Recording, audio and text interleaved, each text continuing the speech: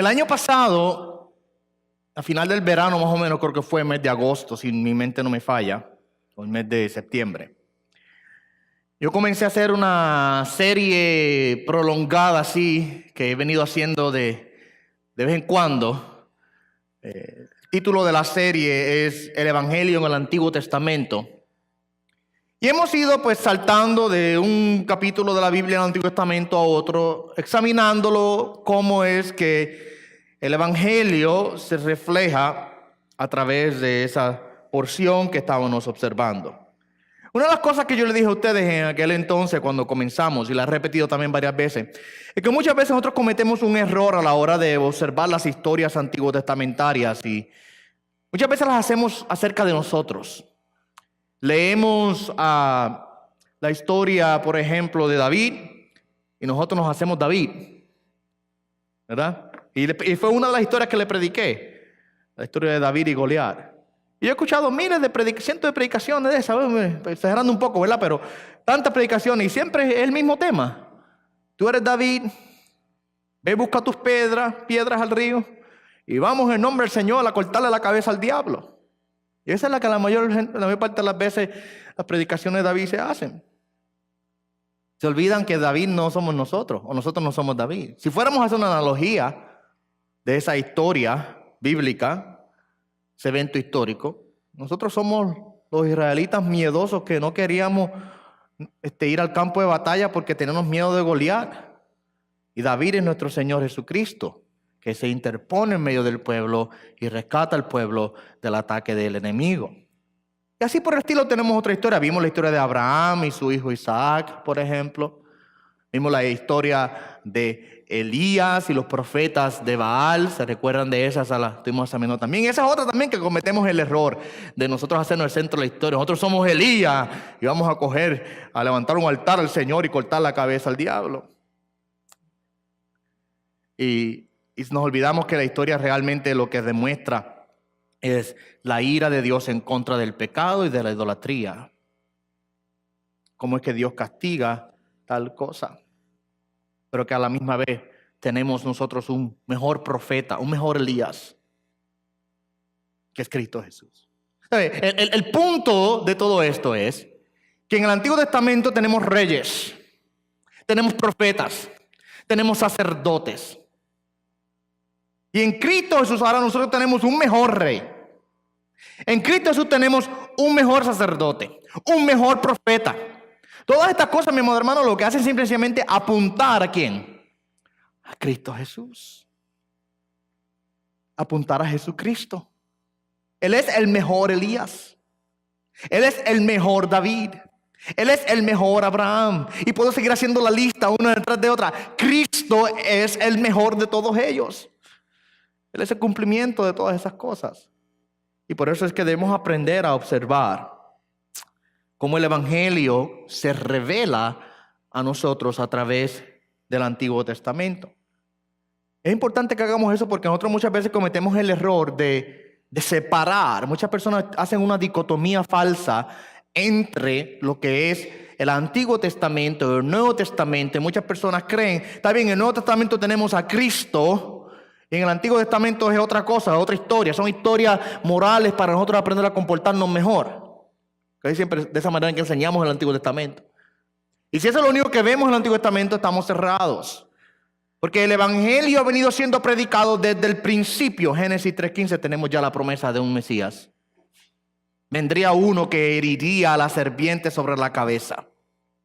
Dios Padre prometió que enviaría a la simiente de la mujer. Y ese fue otro de los mensajes que vimos, la simiente prometida a través de todo el Antiguo Testamento. Cómo es que tenemos una línea de conexión en donde vemos la promesa desde el principio de que vendría la simiente. Luego eventualmente vemos a la simiente venir en Cristo Jesús. Así que no podemos separar lo que quiero decir, el Antiguo Testamento del mensaje del Evangelio.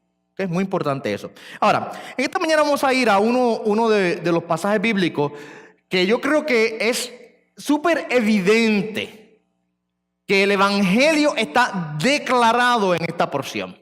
Aquí no hay duda ninguna. A veces cuando leemos a David pensamos que nosotros somos David. Cuando leemos a Elías hacemos lo mismo. Cuando leemos hacemos lo mismo, ¿verdad? Pero aquí no hay duda. Aquí estamos hablando de una persona específica. Estamos hablando de una persona que sufrió, que murió y que cargó el pecado de todos nosotros. Ese es el lenguaje que utiliza Isaías 53. Y cuando leemos Isaías 53, no queda duda ninguna de quien estamos hablando aquí es de el Señor Jesucristo. Es más, cuando usted lee Isaías 53, usted parecería que está leyendo el Nuevo Testamento. Porque el lenguaje que utiliza Isaías en esta porción es extremadamente nuevo testamentario. Es como si estuviera hablando de la crucifixión.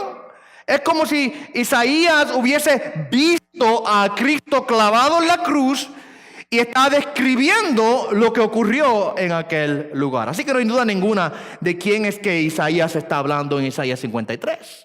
Lo interesante de esta porción es que fue escrita aproximadamente unos 700 años antes de que Jesucristo viniese. Es tan increíble pensar que tantos años antes de la muerte y crucifixión de nuestro Señor Jesucristo, no solamente su muerte y crucifixión, su resurrección, porque Isaías 53 también ve la resurrección de Jesucristo, está tan claramente plasmada en estas palabras, en este pasaje de la Biblia, 700 años antes de que Cristo viniese. Ahora, el título del mensaje que le di esta mañana es El siervo del Señor. El siervo del Señor. ¿Por qué le di ese título? Porque dentro del lenguaje de Isaías, nosotros vemos que uno de los títulos que se le asignan al Mesías prometido es ese: el siervo del Señor. Acuérdense que Jesucristo vino como siervo, vino a servir. Él fue el enviado de Dios. Él fue el que vino de parte de Dios. Jesucristo tiene muchos títulos. Saben que a través del Nuevo Testamento, especialmente y aún en el Antiguo Testamento, vemos títulos mesiánicos. El Hijo del Hombre, por ejemplo, es uno de ellos. Está en el libro de Daniel. Y tenemos otros títulos que él asume: Hijo de David. Isaías lo reconoce o lo identifica como el siervo del Señor. Y yo sé de paso, Isaías es un libro profético extremadamente mesiánico. Uno de los títulos, de los nombres que se le da al libro de Isaías es precisamente ese: el profeta mesiánico. ¿Por qué? Porque una y otra vez Isaías hace una serie de profecías y referencia a la venida de este siervo, de este libertador, de este que sería enviado por Dios para redimir al pueblo de sus pecados. Ese es el tema principal de Isaías: el hecho de que Dios confronta a Israel por su pecado, pero a la misma vez promete, o da, debo decir, una promesa de restauración. Constantemente usted va a ver este paralelismo, estos contrastes a través de Isaías. Dios confronta a Isaías, al pueblo a través de Isaías por sus pecados, pero a la misma vez promete restauración. Dios dice: va a recibir castigo, pero a la misma vez promete restauración, y promete liberación, y promete perdón. Y esa restauración y esa liberación nosotros sabemos muy bien que solamente viene a través de el siervo del Señor. Ahora, Isaías 53 es la cuarta de 4 canciones. Hay 4 poesías, cánticos por así decirlo, acerca del siervo del Señor a través de Isaías. Este es el final y último, el número 4. Si usted lee Isaías, los capítulos anteriores, usted va a darse cuenta que Isaías ya ha venido introduciendo este concepto de el siervo del Señor. Allá en el capítulo 42, por ejemplo, versos 1 al 4, quiero citarlo solamente. Se identifica al siervo del Señor, quien traerá justicia sobre la tierra. Mira lo que dice: he aquí mi siervo, a quien yo sostengo, mi escogido, en quien mi alma se complace. Oye, ese lenguaje es bien neotestamentario, ¿verdad que sí? ¿No nos recuerda el momento en que Jesucristo es bautizado y el Espíritu Santo desciende sobre él, y se escucha una voz desde el cielo y dice: he aquí mi Hijo amado, en quien tengo complacencia? Mira lo que dice Dios de su siervo: mi escogido, en quien mi alma se complace. He puesto mi espíritu sobre él. Él traerá justicia a las naciones. No clamará ni alzará su voz, ni hará oír su voz en la calle. No quebrará la caña cascada, ni apagará el pábilo mortecido. Con fidelidad traerá justicia. No se desanimará ni desfallará hasta que haya establecido en la tierra la justicia, y su ley esperarán las costas. Aquí nos introduce entonces al siervo del Señor, que es el que vendrá a establecer el reino eterno de justicia. Ese es nuestro Señor Jesucristo. El escogido, mira cómo lo dice, el escogido de Dios, en quien Dios tiene complacencia. Luego, cuando usted salta al capítulo 49 de Isaías, nos introduce ahora al siervo del Señor y nos habla un poco acerca de la obra del Señor, de este siervo en el mundo, y de la victoria y el éxito que él ha de tener. Isaías 49, 5 al 7 dice así, mire: y ahora dice el Señor, el que me formó desde el seno materno para ser su siervo, para hacer que Jacob vuelva a él y que Israel se reúna con él, porque honrado soy a los ojos del Señor y mi Dios me ha sido fortaleza. Él dice: en poca cosa es que tú seas mi siervo, para levantar las tribus de Jacob y para restaurar a los que quedaron de Israel. También te haré luz de las naciones, para que mi salvación alcance hasta los confines de la tierra. Así dice el Señor, el Redentor de Israel, el santo suyo. Al despreciado, al aborrecido de la nación, al siervo de gobernantes, lo verán reyes y se levantarán, y príncipes y se postrarán a causa del Señor que es fiel, del santo de Israel que te ha escogido. Este Dios, no dice Jesús, el nombre de Jesús no está aquí plasmado, pero claramente está hablando del Mesías. Y este es el Dios Padre hablándole a su Hijo, al siervo del Señor, dándole la promesa de una victoria final y de una exaltación final. Mira lo que dice, que la salvación del Señor llegará hasta los confines de la tierra a través del siervo del Señor. ¿Lo ves? Él será luz, mira, dice, será luz de las naciones, para que mi salvación alcance los confines de la tierra. ¿De quién está hablando una vez más ahí? Por supuesto, hablando del Señor Jesucristo, que es el siervo del Señor, el escogido del Señor, el Mesías. Usted entonces salta ahora, esa es la número 2. El tercer cántico, la tercera declaración que hace Isaías del siervo está en el capítulo 50. Y aquí habla un poco acerca de la obediencia del siervo. Mira lo que dice. El Señor, y te puede leer el capítulo 50 completo. Realmente el siervo se habla de él en todo ese capítulo. Solamente estoy extrayendo unos cuantos versos para repasarlos. Isaías 54 al 6 dice: el Señor me ha dado lengua de discípulo para que yo sepa sostener con una palabra al fatigado. Mañana tras mañana me despierta mi oído para escuchar como los discípulos. El Señor Dios me ha abierto el oído y no fui desobediente ni volví atrás, ni di mis espaldas a los que me herían y mis mejillas a los que me arrancaban la barba. No escondí mi rostro de injurias y esputos. ¿Qué está queriendo decir ahí? Está diciendo: yo me someto en obediencia a lo que el Padre me ha dicho hacer. Usted puede continuar leyendo el capítulo 50. Habla de la obediencia y de la obra del siervo del Señor. Ahora, cuando llegamos al capítulo 53, Isaías, nos encontramos entonces con la última canción, con la última declaración acerca del siervo del Señor. Y la más amplia, y debo decir quizás la más clara de comprender y entender. Y la más evidente, que literalmente está hablando acerca de Jesús. Y esta porción de la Escritura, por supuesto, es bien conocida. Muchos de ustedes quizás la saben de memoria.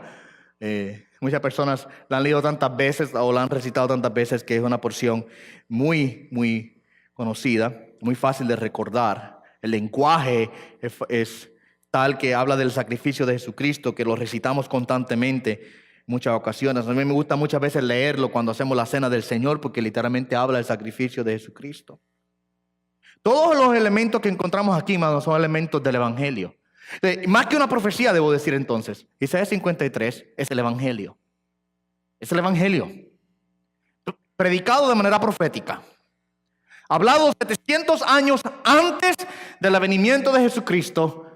Es el Evangelio. Encontramos aquí la pasión de Jesucristo, su sufrimiento, todo lo que Él iba a pasar en esa semana final de su vida. Encontramos aquí un lenguaje que habla acerca de su obra vicaria y sustitutiva, la expiación que Él ofrece por nosotros, Él tomando nuestro lugar. Habla aquí de nuestro pecado y de la condenación del mismo que debería llevar. Pero entonces habla de la redención de nuestras almas a través de esa obra perfecta del siervo del Señor. Cómo Dios nos redime a través de esa obra. También presenta la resurrección de Jesucristo. No dice resurrección de manera literal, pero después de hablar del sufrimiento, usted va a ver que comienza a hablar entonces de la gloria que Él tendría. Y de la victoria que tendría. Bueno, si estuviese muerto no hubiera gloria ni hubiese victoria, ¿verdad? Así que implicada dentro del pasaje está aún la resurrección del Señor. Y entonces la justificación que viene a través de esa muerte y resurrección a nuestras vidas. Y esa exaltación y glorificación final que Él tendrá y que nosotros compartiremos juntamente con Él porque somos su descendencia. Ese es el lenguaje que Isaías nos da aquí. Ahora, yo creo que cuando los traductores de la Biblia traducieron la Biblia y comenzaron a organizar los capítulos, sabe que los capítulos y los versos no estaban originalmente ahí. Esos fueron acá nosotros. Cuando se leía en el Antiguo Testamento, cuando se escribió originalmente, no habían capítulos ni habían versos bíblicos. Nosotros, para hacerlo más fácil, para ubicarnos en la Escritura, hemos construido una Biblia con esos números. Así cuando yo le digo a usted de Isaías 53, usted sabe a dónde va a ir. Sería muy difícil si no hubiesen números en ningún lugar de la Biblia. Entonces, ¿cómo usted se encuentra? Y si usted tiene una Biblia de letra grande, tiene más páginas. Si tiene una Biblia de letra pequeña, tiene menos páginas. Entonces, ¿cómo ubica usted? Digo, en la página 100, y cuando usted llega a la página 100, uno está en un capítulo y otro está en otro, ¿verdad? Los capítulos, los versos nos ayudan a ubicarnos en la Biblia. Pero ahora, yo creo que honestamente, los traductores de la Biblia, cuando construyeron Isaías, cometieron un error aquí. Debieron haber puesto el capítulo 53 comenzando en el capítulo 52, verso 13, porque honestamente es ahí donde debe comenzar. Déjeme comenzar a leerle desde el capítulo 52 entonces, verso 13, que es donde Dios, el Señor, comienza ahora a presentar a su siervo.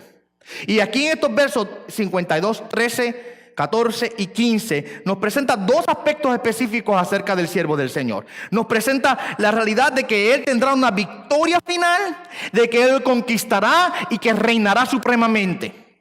Esa realidad está ahí presentada. Pero también paralelo a esto nos dice que el siervo del Señor sufrirá y sufrirá grandemente. Déjenme comenzar a leerlo. Verso 13, del capítulo 52.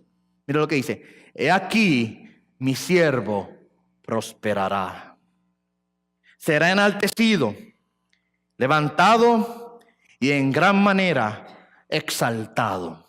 Aquí Dios está presentando a su siervo, no es más. El siervo del Señor. La promesa de que Él tendrá una victoria final, de que Él será enaltecido, de que tendrá un reino supremo. Verso 15, mira lo que dice: ciertamente Él asombrará a muchas naciones, los reyes cerrarán la boca ante Él, porque lo que no les habían contado verán, y lo que no habían oído entenderán. Escucharán y entenderán el mensaje de quién es el siervo del Señor, y cerrarán su boca delante de Él. La promesa de que el siervo del Señor tendrá la victoria final. Ahora, esa victoria final, esa exaltación suprema, no viene o no vendrá sin primero tener el sufrimiento del siervo del Señor. Y ahí es donde el verso 14 nos dice, mira lo que dice el verso 14. Nos habla de la humillación y el sufrimiento del siervo. De la manera que muchos se asombran de ti, pueblo mío, así fue desfigurada su apariencia, más que la de cualquier hombre, y su aspecto más que el de los hijos de los hombres. Usted ve cómo habla del sufrimiento del Señor. Nos introduce el sufrimiento del siervo del Señor con esas palabras. Su apariencia será desfigurada y su aspecto será transformado, que ni siquiera parecería un hombre. Está haciendo referencia al castigo extremo que el Señor Jesús recibiría en el momento de su pasión, cuando sería castigado y sería puesto en vergüenza pública en el momento de su crucifixión. Sí hay una promesa de exaltación, sí hay una promesa de victoria, sí hay una promesa de un reino supremo, pero eso no viene hasta que primero pase por el proceso de la humillación y el sufrimiento. Entonces ahí, luego de eso, entramos al capítulo 53, en donde ahora usted va a darse cuenta que hay un cambio de voz. Usted, cuando lea la Biblia, usted tiene que constantemente preguntarse lo siguiente: ¿quién está hablando aquí? Muy importante eso, porque si usted no sabe quién está hablando, usted quizás no va a poder entender lo que quiere decir. Claramente, en el capítulo 52, versos 13, 14 y 15, el que está hablando ahí es Dios, Padre. Mira lo que dice: he aquí mi siervo. Es el Señor, ¿ve? He aquí mi siervo. Ahora, cuando llegamos al capítulo 53, verso 1, observamos que hay un cambio de voz. Y ahora no es Dios el que está hablando, hay un cambio de persona. No es Dios el que está hablando, es otra persona la que está hablando. ¿Cómo sabemos eso? Porque cuando usted lee 53, 1 en adelante, usted va a darse cuenta que cambia de la siguiente manera. Mira lo que dice: nuestro mensaje. En el verso número 2 dice: no tiene aspecto hermoso ni majestad para que le miremos, para que le deseemos. ¿Ve? Mira el verso número 3 dice: y no le estimamos. El verso número 4 dice que Él cargó nuestras transgresiones, nuestros pecados. Verso número 5 dice. Y ahí también el 6 dice: todos nosotros nos apartamos como ovejas. ¿Ve que hay un cambio en el lenguaje, en la forma de hablar? Ahora no es Dios el que está hablando. Ahora son un grupo de personas los que están hablando. Y antes de entrar ahí tengo que preguntar: ¿quiénes son los que están hablando aquí? ¿Quién es el que habla? Porque mire cómo habla en primera persona plural. Nosotros. Nuestro mensaje, nosotros nos apartamos. Él cargó nuestras transgresiones, Él pagó nuestros pecados. El castigo de nuestra paz fue sobre Él. ¿De quién está hablando? Es interesante, Isaías 53 es bien interesante porque es una profecía que es dada en el pasado respecto a un grupo de personas en el futuro que mirarán hacia el pasado, a la cruz, y dirán: Él cargó nuestras transgresiones. ¿Entienden lo que quiero decir, verdad? Es una profecía en el pasado de un grupo de personas en el futuro que mirarán hacia el pasado y declararán que Cristo Jesús murió por ellos. ¿Quiénes son esos? Bueno, podemos decir en una manera específica hablando, es el pueblo de Israel, podemos decir. Porque mire el verso número 1, dice: ¿quién ha creído nuestro mensaje o nuestro anuncio? Debe traducirse de una manera más literal. Es ¿quién creyó el anuncio que nos fue dado a nosotros? Y específicamente hablando, sabemos que Jesucristo vino ¿a quién? A Israel, vino a Jerusalén, vino al pueblo de Dios. ¿Y qué hicieron ellos? ¿Creyeron el anuncio que les fue dado? No. ¿Qué hicieron? Lo rechazaron. Así que primordialmente vemos que es Israel. ¿Sabe que hay un grupo, hay un remanente de Israel que Dios está guardando para salvación en el día final? Y algún día, eso habla Pablo en el libro de Romanos. Hay un remanente que Dios tiene en su pueblo. Y no que serán salvos aparte de Jesucristo, serán salvos a través de Jesucristo. Cuando ellos miren al que traspasaron, cuando ellos miren y vean al que ellos rechazaron y reconozcan a Jesucristo como su Mesías, mirarán hacia atrás y dirán: nosotros no creímos el mensaje, mas Dios fue el que cargó en él el pecado de todos nosotros. ¿Ustedes ven eso? Ahora, de manera específica podemos decir que Israel, pues de manera general, esta es la experiencia de todos nosotros, ¿o no? Esta es la experiencia de todos aquellos que hemos venido en fe a Jesucristo, hemos creído en Él, hemos puesto nuestra confianza en Él, hemos sido salvos por su gracia en el momento de la salvación, en el momento en que ahora somos libertados del pecado, miramos a la cruz y decimos: Él cargó todos nuestros pecados. ¿Ves? Él pagó nuestra deuda, Él hizo la obra a favor de nosotros, Dios lo castigó en nuestro lugar. Esa es la declaración de aquellos que creen. Así que, por así decirlo, usted puede plantarse aquí. En esta porción le doy permiso para que usted tome lugar en esta, ¿ok? Porque esta es la experiencia nuestra. Nosotros no somos el Mesías aquí, nosotros somos el grupo que estamos mirando la obra del Mesías y diciendo: Él hizo la obra por nosotros, ¿ok? Yo quisiera, dividir esta porción en 4 partes. 4 partes. Primero vamos a ver el rechazo del siervo. El rechazo del siervo. Vamos a ver Segundo, la redención del siervo. Tercero, la resignación del siervo. Y cuarto, la recompensa del siervo. ¿Ok? 4 R's para que se les haga fácil recordarse de ellas. ¿Ok? Veamos el rechazo del siervo. Verso número 1. Voy a ir leyendo y haciendo pausa mientras sea necesario. Verso número 1. ¿Quién ha creído nuestro anuncio? ¿Y a quién se ha revelado el brazo del Señor? Creció delante de él como renuevo tierno, como raíz de tierra seca. No tiene aspecto hermoso, ni majestad para que le miremos, ni apariencia para que le deseemos. Fue despreciado y desechado de los hombres, varón de dolores, experimentado en aflicción. Y como uno de quien los hombres esconden el rostro, fue despreciado y no le estimamos. ¿Qué es lo que esta porción quiere decir?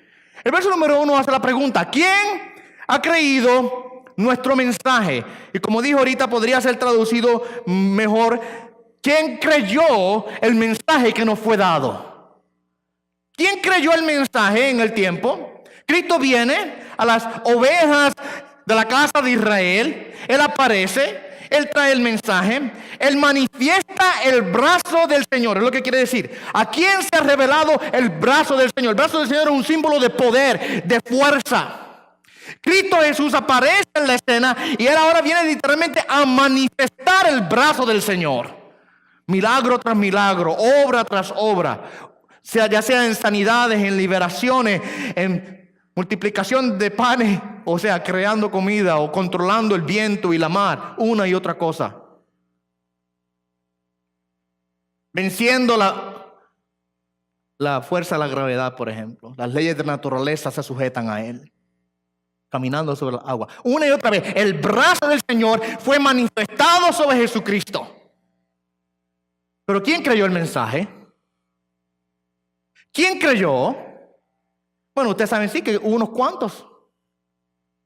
Hubo un remanente pequeñito que estaba allí. Pero en su mayoría, y de manera general viendo el pueblo de Israel, ¿quién creyó? ¿Cuántos creyeron del pueblo? Ninguno, podemos decir. El pueblo rechazó a Jesús. El pueblo rechazó la obra de Jesucristo. El pueblo no lo quiso aceptar. Los líderes lo declararon blasfemo y lo condenaron. Y lo clavaron en una cruz. ¿Qué hizo? Mire, ¿qué hizo Israel cuando su Mesías apareció? Lo mataron. Ellos llevaban años, cientos de años esperando al Mesías llegar. Y cuando llega, lo clavan a una cruz. ¿Quién creyó el mensaje? Dice Isaías. Nadie lo creyó. ¿Por qué no lo creyeron? Ahora la pregunta, ¿por qué no lo creyeron? Porque cuando lo vieron, no vieron lo que ellos esperaban. Ellos tenían una idea acerca de Mesías diferente a la que Dios tenía. El plan del pueblo de Israel era diferente al plan de Dios. Y cuando lo ven no como deberían verlo.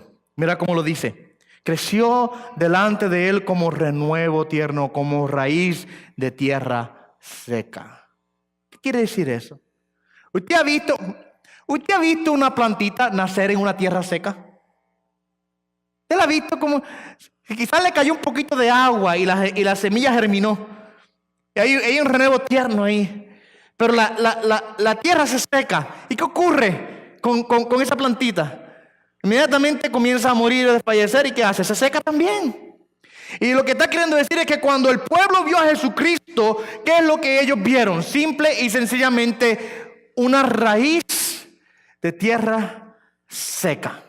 No vieron algo grande y majestuoso, sino que vieron a una plantita pequeñita. Vieron algo que no parecía nada.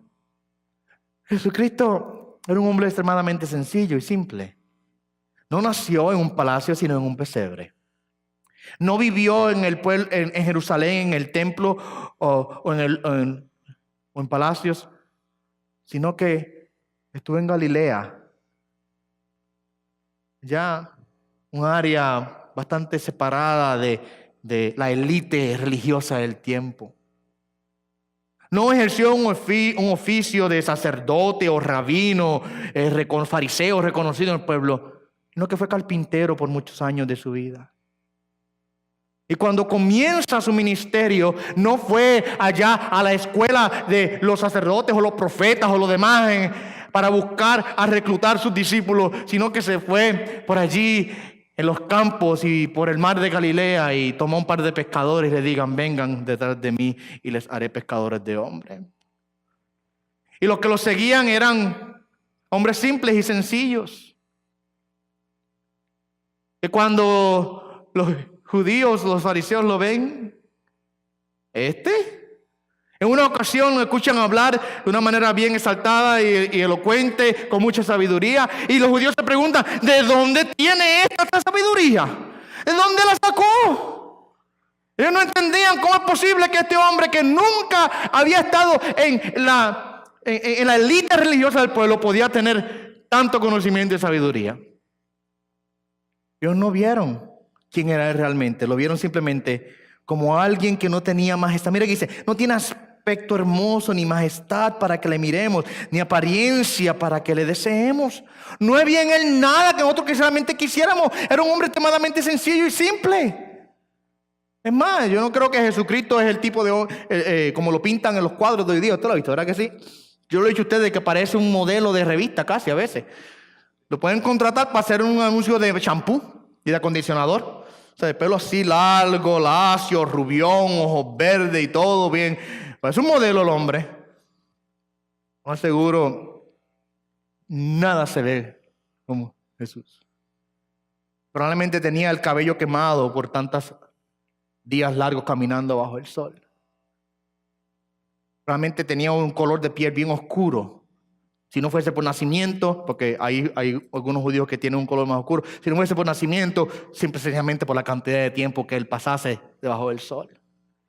Probablemente tenía callos en los pies y en las manos, en los pies de tanto aldán, en las manos de tanto trabajar.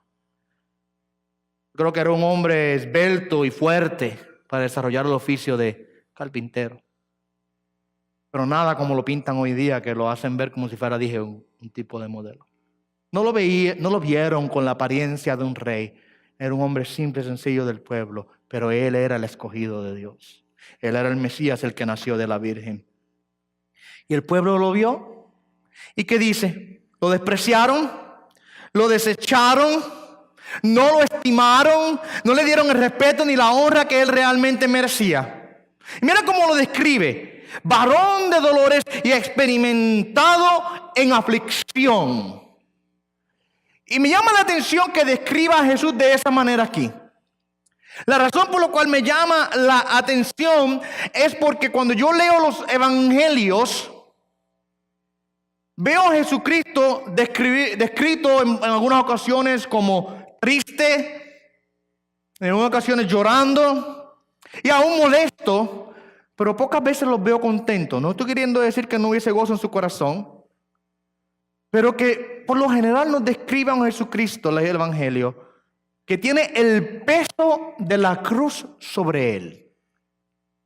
Desde que él adquirió conciencia en su humanidad él fue creciendo, porque él fue niño y fue amamantado como niño y creció como un niño, y llegó un momento en el cual su mente de humano comenzó a despertarse a las realidades de las cosas que él había venido a hacer, y por eso en la edad de 12 años lo encontramos en el templo hablando con los doctores de la ley. Y dice, en los negocios, le dice a su papá, a su mamá, en los negocios de mi padre me es necesario estar, porque ya había conciencia en su mente de lo que él había venido a hacer. Y de ese entonces él sabía su obra y entendía lo que él había venido a hacer. El peso de la cruz estaba sobre él desde su juventud. Yo creo que, mi amado hermano, cuando dice que fue un varón experimentado en quebranto, varón de dolor y experimentado en aflicción y en quebranto, habla de la realidad de que, mi amado hermano, desde temprana edad, la realidad de la cruz, la realidad de su sacrificio estaba presente en su vida. Y no solamente eso, él podía entender y comprender las consecuencias del pecado como ninguna otra persona. ¿Ok? Como ninguna otra persona. ¿Por qué? Porque él conocía a todos. Él conocía aún los pensamientos de cada persona que pasaba delante de él. Él entendía, él comprendía. Yo creo que había un dolor constante en él por el pecado y las consecuencias del pecado. En una ocasión se para delante de Jerusalén y llora sobre Jerusalén, porque Jerusalén estaba tan hundida en la incredulidad y en el pecado. Y más que, si nosotros podemos ver a alguien sufriendo, a alguien en dolor, vemos ver a un niño, por ejemplo, con hambre o muriéndose y nos da dolor en el corazón, imagínense cuánto más Jesucristo podía entender el dolor y la consecuencia del pecado, siendo Él omnisciente y conociendo todo lo que hay en el hombre. Fue un varón de dolores y experimentado en aflicción. Fue rechazado y no fue estimado. Fue el rechazo del siervo del Señor. Veamos la redención del siervo del Señor. Y cuando digo redención del siervo del Señor, no estoy hablando de que fue una redención para él, sino una redención que él compró, una redención que él adquirió. Verso 4 en adelante nos habla de la redención que él adquiere. Mira el lenguaje que utiliza Isaías. Ciertamente él llevó nuestras enfermedades. Aquí comienza a hablar ahora de la expiación sustitutiva o vicaria de Jesucristo, en donde Él toma nuestro lugar, Él toma el castigo nuestro, Él toma nuestra posición, y lo que estaba supuesto, el azote que yo estaba supuesto a recibir, Él lo recibe. Él llevó nuestras enfermedades, Él cargó nuestros dolores. Mas nosotros lo tuvimos por azotado, por herido de Dios y afligido. Y ese pasaje, esa frase ahí, esa oración ahí, bien interesante. Acuérdense que yo les dije a ustedes que principalmente hablando, es Israel el que está hablando aquí. Israel escuchó el mensaje, y ¿qué hizo Israel? Rechazaron al mensajero. Rechazaron el mensaje y rechazaron al mensajero. Y ahora dice Israel, aquí admite, dice: con todo nosotros lo tuvimos por azotado, por herido de Dios y afligido. ¿Qué quiere decir eso? Ustedes saben que Israel condena a Jesucristo, lo llevan a la cruz bajo la acusación de un blasfemo. ¿Okay? Esa fue la acusación que trajeron en contra de él. No pudieron condenarlo por sus obras porque no había ni una sola obra que hubiese traído condenación a Jesús. Finalmente lo único que pudieron hacer es condenarlo como blasfemo, porque dijeron: tú siendo hombre te haces ¿qué? Hijo de Dios, te haces igual a Dios. Y para ellos eso era una blasfemia. Y ese fue el cargo que trajeron. Los israelitas, los judíos, veían la blasfemia como un castigo que tenía que ser pagado con la muerte. Y lo veían como un castigo que Dios traía sobre el blasfemo. Y cuando ellos crucifican a Jesucristo allí, lo clavan a la cruz, ellos pensaron: está recibiendo el castigo de Dios que se merece por ser un blasfemo. Y por eso es que dice Isaías aquí: con todo nosotros le tuvimos por azotado, por herido de Dios. Dios lo castigó por lo que él hizo, por la blasfemia que él hizo. Ahora el verso 5 dice: en el momento allí, los israelitas pensaron que Dios lo estaba castigando por ser un blasfemo. Pero el verso 5 dice: mas él, hay un pero aquí, mas él fue herido por nuestras transgresiones, molido por nuestras iniquidades. El castigo de nuestra paz cayó sobre él, y por sus heridas fuimos nosotros sanados. Nosotros pensamos que Dios lo estaba castigando por ser blasfemo. Mas lo que estaba ocurriendo realmente es que nuestras transgresiones, nuestras iniquidades, nuestras heridas, nuestras enfermedades estaban cayendo sobre él. Dios estaba cargando en él lo que nosotros merecíamos. Pensamos que era que Dios lo castigó por blasfemo, pero no era eso. Es que Dios estaba cargando lo que nos merecíamos nosotros en Jesucristo. El castigo de nuestra paz fue sobre él. Por sus llagas fuimos, o por sus heridas fuimos sanados. Y déjame hacer una pausa aquí para hacer una corrección, porque muchas personas piensan que ese verso garantiza la sanidad divina, y por eso yo escuchamos cuando oran por sanidad por una persona y dice: por sus llagas somos sanados, y le dicen así a la persona: porque las llagas somos sanados. Pues las llagas de Jesucristo sanan la enfermedad. Eso no es lo que quiere decir. Perdieron completamente y totalmente el punto principal del texto. Claro, yo no estoy diciendo que Jesucristo no es nuestro sanador. Por supuesto que Él es nuestro sanador. Si no nos sana aquí en la tierra, nos sanará eternamente cuando lleguemos al cielo, porque allá no habrá dolencia, no habrá lágrimas, no habrá enfermedad, no habrá nada. Recibiremos un cuerpo glorificado en donde el pecado y las consecuencias del pecado no podrán dominarlo. Así que últimamente, finalmente, claro que Él es nuestro sanador. Aunque nos muramos de cáncer aquí en esta tierra, sabemos que tenemos un sanador allá en el cielo y que nos glorificará en aquel lugar. ¿Sí?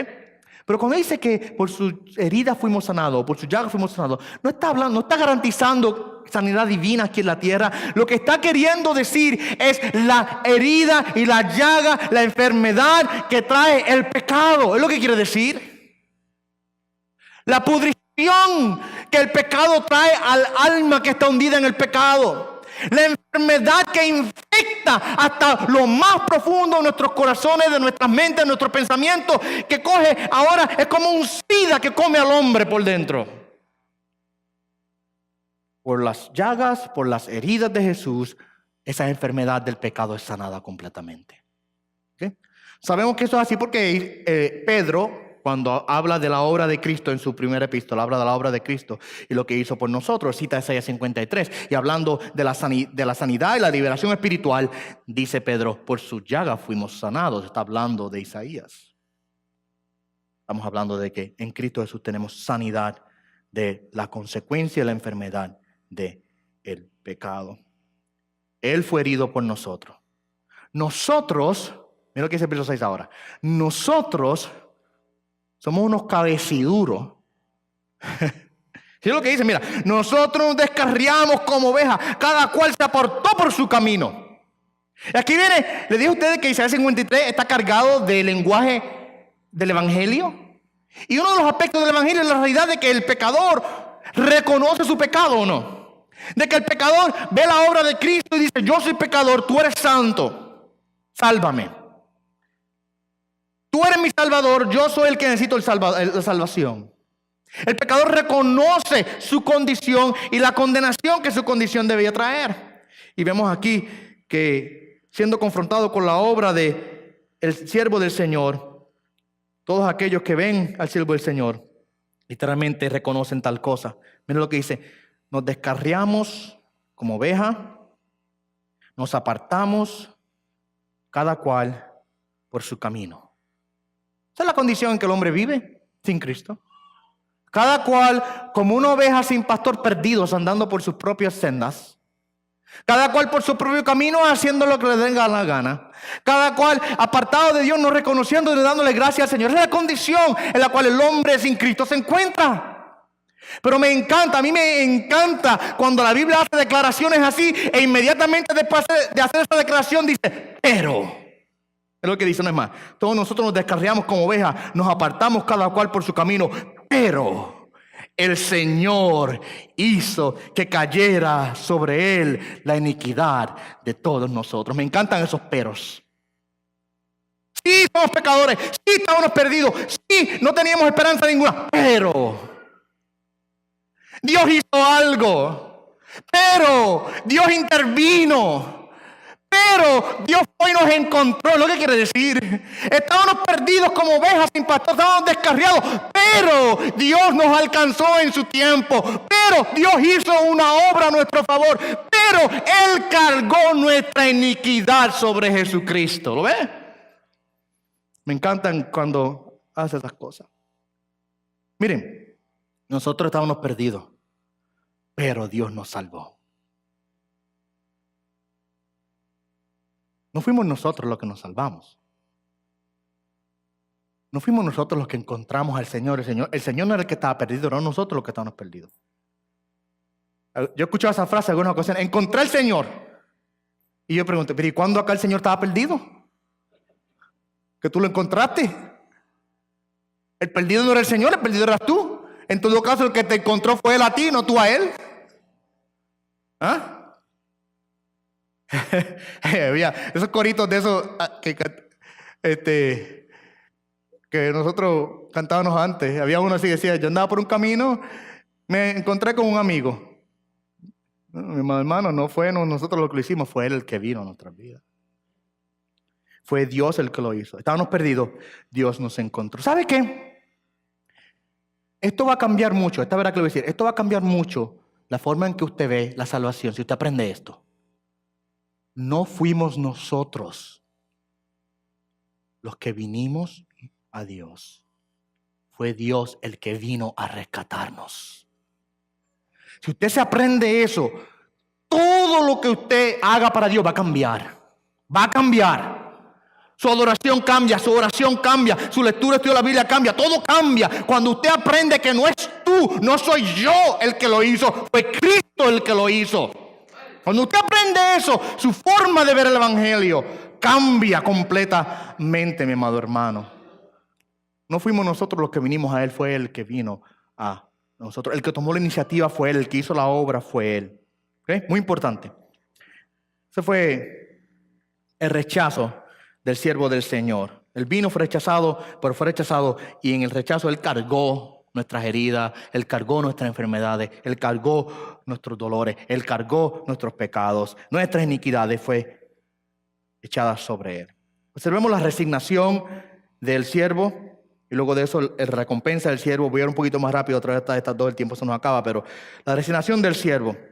Él vino y en vez de pelear en contra del castigo que estaba confrontando, en vez de levantar su voz en contra de los que le afligían, en vez de él ahora ofrecer palabras condenatorias en contra de los fariseos, de los judíos, de los levitas, de los escribas, de toda la gente del pueblo, ¿qué hace el Señor? Él se resigna y acepta el plan de Dios de su opresión y de su humillación. Lo vemos claramente en Getsemaní cuando dice, si es posible, pasa de mí esta copa, pero no se haga mi voluntad, sino la tuya, Dios. Y Él acepta la opresión, acepta la aflicción y se resigna ahora a recibir el castigo que estaba puesto de Él. Y aquí hay un cambio de voz una vez más. ¿Se acuerdan que le dije que al principio habló Dios, luego habló el pueblo? Ahora hay un cambio de voz una vez más. Ahora Dios toma la batuta una vez más, Dios comienza a hablar una vez más. ¿Por qué dice esto? Porque en el verso 8 dice, por la transgresión de mi pueblo. Aquí está hablando ahora en primera persona singular. Antes era plural, ahora comienza a hablar en singular. Y de aquí en adelante usted comienza a ver que Dios es el que comienza a hablar. ¿Ve? En el verso número 11, por ejemplo, le dice, por su conocimiento el justo, mi siervo. ¿Ves que ahora es Dios el que está hablando? Mi siervo. Otra persona. Ahora, en esta porción, vemos la resignación del siervo del Señor. Fue oprimido y afligido, no abrió su boca. Como cordero fue llevado al matadero. Y como oveja que ante sus trasquiladores permanece muda, no abrió él su boca. Me encanta esa analogía que utiliza aquí Isaías. Y yo me preguntaba, ¿pero por qué dice cordero y luego dice oveja? ¿No son la misma cosa? ¿Verdad? Y hay una diferencia entre los dos. Son el mismo animal. Son el mismo animal. El cordero es el jovencito, el tierno, el pequeño. Es el cordero. El que todavía no ha llegado a la adultez. Normalmente menos de un año tenían. Y en este tiempo la carne del animal era extremadamente tierna. Y era entonces utilizado para ser matado, para producir alimento. Y entonces el cordero es el que era llevado al matadero para extraer de él su carne, para alimentar al pueblo. Y dice de Jesús, como un cordero, tierno y joven, se cayó. No gimió, no protestó. ¿Sabes que las ovejas son bien obedientes? El pastor las lleva por ahí y por ahí van. Por eso es que utiliza concepto de oveja para compararnos a nosotros, porque debemos ser como ovejas obedientes a nuestro pastor, ¿verdad? Al pastor de pastores, Santo Señor Jesucristo. Dice, como un cordero que es tomado y sin queja y sin protesta y es llevado al matadero y le ponen el cuchillo, lo cortan, no gime, no grita. Las ovejas son interesantes, cuando las están matando casi no hacen ruido. Los cerditos, en otra manera, ¿cuántos han visto cómo matan un cerdito? Yo vi varios en Puerto Rico cuando crecí allá con mi abuelo. Chillan y no hay quien los haga parar. Y después mi abuelo decía, no le cojas pena porque más se tarda en morirse. No sé si eso era verdad, pero el cordero llevado al matadero y con completa sumisión y resignación deja que le quiten la vida. Ese fue Jesús. La otra dice la oveja. La oveja ya es la adulta, grande. Y estas no las matan normalmente, a menos que estén extremadamente enfermas, pero normalmente las mantienen vivas porque ahora hay otro uso para la que ha llegado a la adultez, y es la lana. Ahora esta oveja ya en la adultez es llevada delante de los trasquiladores. El trasquilador es el que le da ese recorte a la oveja y le saca toda su lana. Y la extrae, y de ahí ustedes saben que se hacen vestimentas y telas y cuantas otras cosas. Y la gente se viste ahora de la lana de la oveja. Y la oveja también de esa misma manera va delante del trasquilador, permanece muda y callada, no grita, no pelea, no trata de correr, sino que se queda quieta en su lugar y mientras le van quitando su lana, está allí. Y Jesucristo de esa misma manera, como un cordero que es llevado al matadero para su carne ser extraída para alimentar al pueblo, como una oveja que es llevada al trasquilador para su lana ser extraída para cubrir al pueblo, Él se dejó llevar allí y permaneció mudo, no abrió su boca, no protestó, no echó juicio sobre ninguno de ellos, sino que se resignó al plan de Dios y recibe el castigo y la humillación en su totalidad. Esa es una de las formas en que vemos el amor de Cristo por nosotros manifestado allí, porque Él teniendo el poder para pronunciar una palabra y en aquel instante ordenar a una legión de ángeles que descendieran a aquel lugar y resolvieran ese asunto, Él quedó callado. Cerró su boca y solamente cargó su cruz y llegó hasta aquel lugar donde fue herido. Por opresión y juicio, verso 8, se fue quitado en cuanto a su generación. Por opresión y juicio fue quitado. ¿Qué quiere decir eso? Él fue juzgado injustamente, fue sentenciado. Nosotros sabemos lo que pasó con Jesucristo. Y verso 8 es uno difícil de traducir. Si usted tiene diferentes versiones de la Biblia, si usted tiene la Reina Valera, va a sonar muy diferente a la Biblia de las Américas, que es la cual yo estoy utilizando esta mañana. Porque la construcción gramatical del verso 8 en el hebreo original es un poco dificultuosa. Y algunos traductores han tenido problemas traduciéndolo del hebreo al español o al inglés. Y yo creo que esta manera en que yo se la voy a leer a ustedes es la forma más fiel de entender esta porción.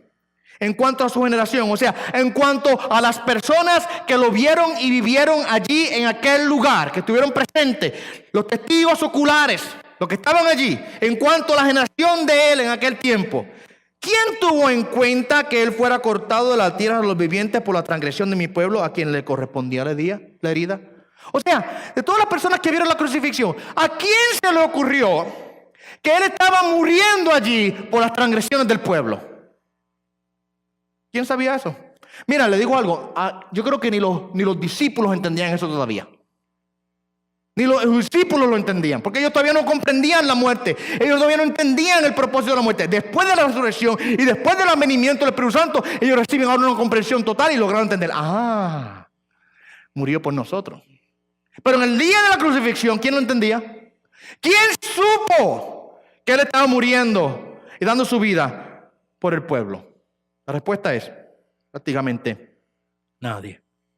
Se dispuso con los impíos su sepultura, pero con el rico fue en su muerte, aunque no había hecho violencia, ni había engaño en su boca. O sea, miren, lo trataron como un impío. Recibió la peor muerte que una persona podría recibir, que es la muerte de crucifixión. Y recibe el castigo más grave que podía recibir una persona. Yo sé paso, en el Imperio Romano, la crucifixión estaba reservada para los peores de los criminales. ¿Ok? El peor de los criminales era el que recibía ese tipo de castigo. Había otros castigos diferentes de acuerdo al crimen. Pero en este caso, lo peor era la crucifixión. Y fue tratado como un impío. Y lo quisieron condenar como impío. Y lo clavaron a la cruz como impío, pero fue sepultado con los ricos. Usted recuerda que un hombre de nombre José Arimatea llega, reclama al pueblo de Jesús, al cuerpo de Jesús, y va y lo pone en una tumba nueva que él tenía cerquita de la cruz. Dice que José Arimatea era un hombre rico. Fue la resignación entonces de nuestro Señor Jesús. Se resignó a ser tratado como el peor de los peores. Y final al cabo, y cierro con esta, la recompensa del siervo del Señor. La recompensa del siervo del Señor. Mira lo que dice. Verso 10. Pero quiso el Señor quebrantarle, sometiéndolo a padecimiento. Déjenme parar un segundito y hacer una pregunta. ¿Quién finalmente fue responsable por la muerte de Jesús? ¿Quién finalmente fue responsable por la muerte de Jesús? Y yo sé que muchas personas darán muchas respuestas. Muchas veces dicen, no, los romanos lo mataron. Sí, tienes razón, los soldados romanos fueron los que lo clavaron a la cruz. Muchas personas dirán, no, fueron los judíos los que lo mataron. Sí, tienes razón, los judíos fueron los responsables de obligar a Pilato que lo clavara a la cruz. Muy cierto tiene eso. No fue Judas que lo traicionó. Sí, tienes razón, Judas fue responsable por la traición que él hizo de entregar y vender al Señor Jesucristo. Correcto. Pero final y al cabo, últimamente, finalmente, en los propósitos divinos, el responsable por la muerte de Jesús es el Padre mismo. Fue Dios mismo. Mira lo que dice, pero quiso el Señor quebrantarle. Quiso el Señor quebrantarle, sometiéndole a padecimiento. Fue Dios el que lo hizo. Cuando Pedro confronta a los judíos, después de lo que ellos habían hecho, él dice, sí, ustedes lo clavaron, pero fue con el previo conocimiento de Dios. Así que, aunque ustedes tienen culpa, Dios estaba en control de todo eso. Ahora, habiendo recibido tal condenación, habiendo recibido tal castigo, mira lo que dice, cuando Él se entrega a sí mismo como ofrenda de expiación, verá su descendencia, prolongará sus días y la voluntad del Señor en sus manos prosperará. Mira, comenzamos a ver de que después de la entrega, después del castigo, después del sufrimiento, después de pasar por el padecimiento, después de pasar por el quebrantamiento, vendrá una recompensa. Mira lo que dice, verá a su descendencia. Me encanta eso. ¿Sabes por qué me encanta? Porque tú sabes quién es la descendencia de Jesús, ¿verdad? ¿Sabes quién es la descendencia de Jesús? Somos tú y yo, mi amado hermano. Tú y yo somos la descendencia de Jesucristo. Somos los que hemos sido ahora adoptados a través de su sacrificio en la cruz para ser ahora llamados hijos de Dios. Somos la descendencia de Jesucristo. Él entregó su vida, Él ofreció su vida en expiación, como una ofrenda de expiación, y ahora ve su descendencia. Sus días serán prolongados, la voluntad del Señor será prosperada en su mano. Debido a que Él sometió su alma hasta la angustia, verso 11, Él verá eso y quedará satisfecho de su obra. Justificará a muchos por haber cargado sus iniquidades. Y mira lo que dice el verso número 2, donde viene la promesa final de Dios Padre al Hijo. Por tanto yo lo daré parte con los grandes, y con los fuertes repartirá despojo, porque derramó su alma hasta la muerte, y con los transgresores fue contado, llevando el pecado de muchos e intercediendo por los transgresores.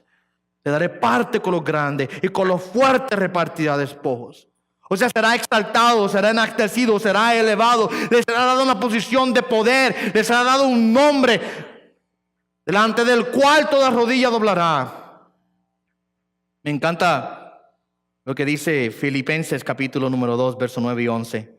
Filipenses 2 habla de la humillación de Jesucristo. Y en ese contexto, después de hablar de la humillación de Jesucristo, dice que habiendo sido humillado, ahora, mira lo que dice, verso 9. Por lo cual Dios también lo exaltó hasta lo sumo y le confirió el nombre que es sobre todo nombre. ¿Para qué? Para que al nombre de Jesús se doble toda rodilla de los que están en el cielo y en la tierra y debajo de la tierra. Y toda la lengua confiese que Jesucristo es el Señor, para la gloria de Dios Padre. Si Él se humilló, si Él se entregó, si Él se resignó a sufrir, más hay una recompensa que viene para Él, no solamente para Él, sino para todos aquellos que creemos en Él. Porque ahora nosotros somos su descendencia. Ahora nosotros somos los justificados por su obra en la cruz. Ahora somos nosotros los que somos reconciliados con Dios, y los que tenemos ahora el beneficio final de esa obra allí en la cruz. Una recompensa para Él, porque es exaltado sobre todas las cosas. Es sentado a la diestra del Padre y es dado dominio sobre todas las cosas. Dice Jesucristo allá en el libro de Mateo: todo potestad me ha sido dada en los cielos y en la tierra. Él fue exaltado hasta ese lugar. ¿Sabe qué? Fue la recompensa de su exaltación y de nuestra justificación lo que lo llevó a él a la cruz. Mira lo que dice Hebreos 12:2, y cierro con este verso.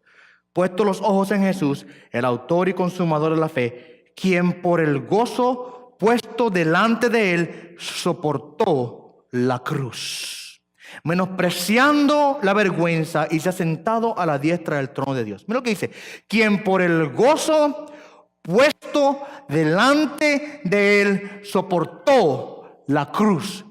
¿Cuál gozo? ¿Cuál? El gozo de la recompensa que vendría, el gozo de la exaltación que recibiría y el gozo de la descendencia que él recibiría a través de esa obra por la justificación de nuestras almas y el perdón de nuestros pecados. Él, cargando la cruz, estaba viendo al otro lado de la cruz. La cruz no lo cegó a él. La cruz sí era oscura, la cruz sí fue fea, pero él vio más allá de la cruz y vio la gloria que venía después de la cruz y observó la recompensa que él recibiría y observó la justificación que nosotros recibiríamos. Y por eso cargó la cruz y menospreció la vergüenza, menospreció lo oprobio y ahora está sentado a la diestra de Dios. Ese es el siervo del Señor, que ahora es nuestro Señor. ¿Cuántos pueden decir amén a eso?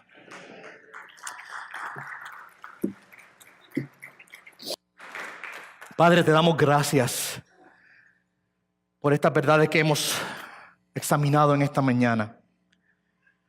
Qué rico y hermoso, oh Dios, es poder aprender acerca de nuestro Señor, tu siervo. Gracias por enviarlo a cargar nuestra cruz. Gracias por enviarlo a cargar y pagar nuestros pecados. Gracias por enviarlo para, oh Dios, rescatarnos de la perdición eterna que teníamos. Gracias te damos, Señor, por esa obra hermosa que hiciste en Jesucristo. Gracias por el Mesías. Permítenos, Señor, regocijarnos siempre, alabarte y glorificarte siempre, exaltarte siempre por esta obra tan hermosa. Y permite que vivamos siempre a la luz del Evangelio, que el Evangelio domine nuestras mentes, nuestros corazones, que domine nuestras vidas, para que vivamos siempre agradándote a ti. Padre, por Cristo Jesús oramos y pedimos estas cosas. Amén y amén.